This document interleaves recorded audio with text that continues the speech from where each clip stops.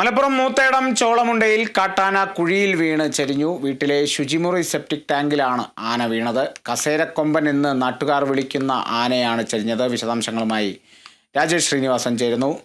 രാജേഷ്, ഇപ്പോൾ നിലവിൽ എന്താണ് അവിടുത്തെ സാഹചര്യം?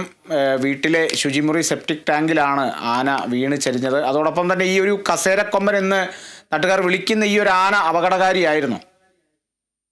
കാളിദാസ്, ഇന്ന് പുലർച്ചെ ഒരു 4 മണിയോടെയായിരുന്നു ഇതുപോലെ മലപ്പുറം മൂത്തേടം ചോളമുണ്ടയിൽ ഒരു സ്വകാര്യ വ്യക്തിയുടെ ഉപേക്ഷിക്കപ്പെട്ട സെപ്റ്റിക് ടാങ്കിൽ ഈ കാട്ടാന ചെരിയുന്നത്. ഇത് പ്രധാനമായും ഇതിൻ്റെ ആരോഗ്യസ്ഥിതിയെക്കുറിച്ച് ഈ 2 മാസത്തോളമായി വനംവകുപ്പിന് ഒരു ആശങ്ക ഉണ്ടായിരുന്നു. അത് തന്നെയായിരുന്നു ഈ ചെരിയാനുള്ള കാരണമെന്നാണ് ഇപ്പോൾ വനംവകുപ്പ് ഉദ്യോഗസ്ഥരെല്ലാം വ്യക്തമാക്കുന്നത്.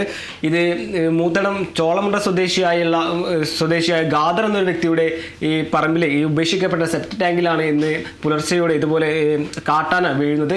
തൊട്ടു പിന്നാലെ ഈ കാട്ടാനയുടെ കരച്ചിൽ കേട്ട് സമീപവാസികളെല്ലാം ഒത്തുകൂടുകയും അല്ലെങ്കിൽ ഈ വനംവകുപ്പിന് വിവരം അറിയിക്കുന്ന അടിസ്ഥാനത്തിലാണ് വനംവകുപ്പ് സ്ഥലത്ത് എത്തിയെങ്കിലും ഈ ചെരിയുന്നൊരു സാഹചര്യം ഉണ്ടായിരുന്നു. ഇത് പ്രധാനമായും 40 വയസ്സിന് മുകളിലുള്ള ആന, അല്ലെങ്കിൽ ഈ 40 വയസ്സിന് മുകളിലുള്ള ആന എന്നാണ് ഇപ്പോൾ വനവകുപ്പ് ഉദ്യോഗസ്ഥർ വ്യക്തമാക്കുന്നത്.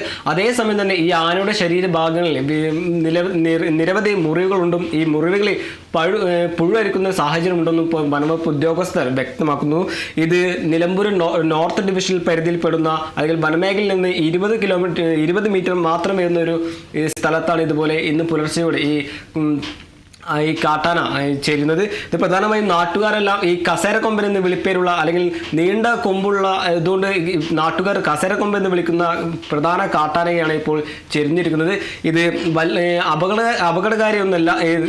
നിരന്തരമായി അല്ലെങ്കിൽ 2 മാസത്തോളമായി ഈ ജനവാസ മേഖലയിൽ ഇറങ്ങുന്ന കാട്ടാന അപകടകാരിയൊന്നുമില്ല. അങ്ങനെ രീതിയിലുള്ള പ്രശ്നങ്ങളൊന്നും ഈ കാട്ടാനയുടെ ഭാഗത്തുനിന്നും ഉണ്ടായിട്ടില്ല.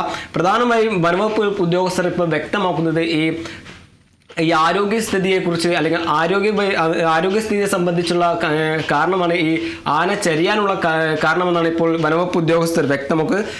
നിലവിൽ ഇപ്പോൾ ഈ വനംവകുപ്പ് ഉദ്യോഗസ്ഥരുടെ സ്ഥലത്തെത്തി ഈ കുഴിയിൽ നിന്ന് ആനയെ പുറത്തെത്തിക്കാനുള്ള ശ്രമം തുടരുകയാണ്.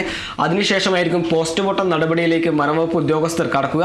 അതിന് തൊട്ടു പിന്നാലെ ഈ 20 കിലോമീറ്റർ മാത്രമാണ് ഇപ്പോൾ നിലമ്പൂർ നോർത്ത് ഫോറസ്റ്റ് ഡിവിഷൻ ഉള്ളത്. അതിൽ തന്നെ ഈ ഫോറസ്റ്റിനുള്ളിൽ തന്നെ സംസ്കരിക്കാനുള്ള നടപടിയാണ് ഇപ്പോൾ വനംവകുപ്പ് ഉദ്യോഗസ്ഥർ വ്യക്തമാക്കുന്നത്. ഈ ആനയുടെ ആരോഗ്യസ്ഥിതിയെക്കുറിച്ച് 2 മാസത്തോളമായി വനംവകുപ്പിന് ആശങ്കയുണ്ടായിരുന്നു. ഇന്ന് കുഴിയിലുള്ള ആനയെ പരിശോധിക്കുന്നതിനിടയിൽ ഈ ആനയുടെ ശരീരഭാഗങ്ങളിൽ നിരവധി മുറിവുകളുണ്ടെന്നും ഈ മുറിവിൽ ഈ പുഴുവരിക്കുന്ന ഒരു സാഹചര്യമുണ്ടെന്നും വനംവകുപ്പ് ഉദ്യോഗസ്ഥർ വ്യക്തമാക്കുന്നു. അതേസമയം തന്നെ ഈ അല്പസമയത്തിനകം ഇപ്പോൾ കുഴിയുള്ള ഈ ആനയെ ഈ JCB ഉപയോഗിച്ച് പുറത്തെത്തിക്കാനുള്ള ശ്രമമാണ് ഇപ്പോൾ വനംവകുപ്പ് ഉദ്യോഗസ്ഥർ തുടരുന്നത്. അതിനുശേഷമായിരിക്കും പോസ്റ്റ്മോർട്ടം നടപടിയിലേക്ക് വനംവകുപ്പ് കടക്കുന്നത്. അതിനു പിന്നാലെ തൊട്ടപ്പുറത്തുള്ള വനത്തിൽ തന്നെ സംസ്കരിക്കാനുള്ള നടപടിയാണ് ഈ വനംവകുപ്പ് ഉദ്യോഗസ്ഥർ നോക്കുമെന്നാണ് ഇപ്പോൾ നിലവിൽ പുറത്തുവരുന്ന വാർത്തകൾ. ശരി രാജേഷ്.